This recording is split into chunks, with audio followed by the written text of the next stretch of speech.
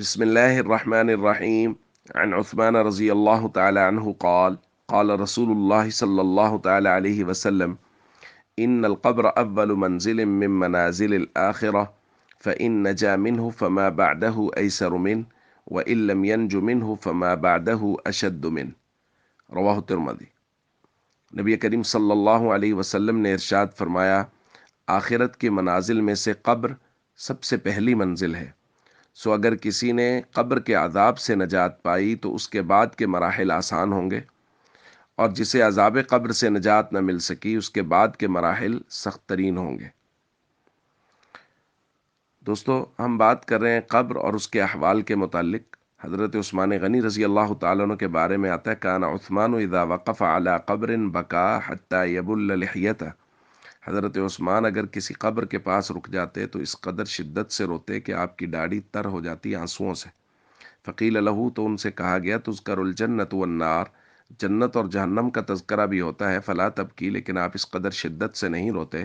وتبکی من ھذا، اور قبر کے پاس جب آتے ہیں یا اس کا جب تذکرہ ہوتا ہے تو آپ اس قدر شدت سے روتے ہیں۔ تو انہوں نے نبی پاک صلی اللہ علیہ وسلم کا یہ فرمان نقل کیا کہ حضور نے فرمایا ہے، یہ آخرت کی منازل میں سے پہلی منزل ہے، یہاں آسانی ہو گئی تو آخرت میں مزید آسانیاں ہو جائیں گی، اور یہاں تنگی ہو گئی تو آگے جا کے تنگیاں مزید بڑھ جائیں گی۔ تو دوستو، ہم سب کو قبر کی زندگی کو ضرور اپنے سامنے رکھنا چاہیے، اور ایک روایت میں نبی کریم صلی اللہ علیہ وسلم نے قبر کی زندگی کو دنیاوی زندگی کے ساتھ کچھ اس طرح سے جوڑا بھی ہے۔ فرمایا، اذا دخل المیت القبر، جب میت کو قبر میں داخل کیا جاتا ہے، یعنی جب اس کی آنکھ کھلتی ہے قبر میں، مثلت الشمس عند غروبها، تو اس کو ایسے لگتا ہے جیسے سورج غروب ہو رہا ہے، یعنی وہ دیکھتا ہے کہ سورج تو غروب ہو رہا ہے۔ فیجلس یمسح عینیہ، وہ اٹھتا ہے اور اپنی آنکھیں ملتا ہے۔ فرشتے اس سے حساب کی بات کرتے ہیں اور یہ کہتا ہے، دعونی اصلی، مجھے چھوڑ دو، میں نے نماز پڑھنی ہے۔ یہ روایت تو یہاں ختم ہو گئی، لیکن آگے ایک وجدانی بات یہ ہے کہ اللہ کی طرف سے پھر یقیناً فرشتوں کو یہ حکم ہوگا کہ جو بندہ قبر میں آ کے بھی میری نماز کو نہیں بھولا، نبی کے طریقے کو نہیں بھولا، یقیناً اس کو درست جوابات آتے ہوں گے۔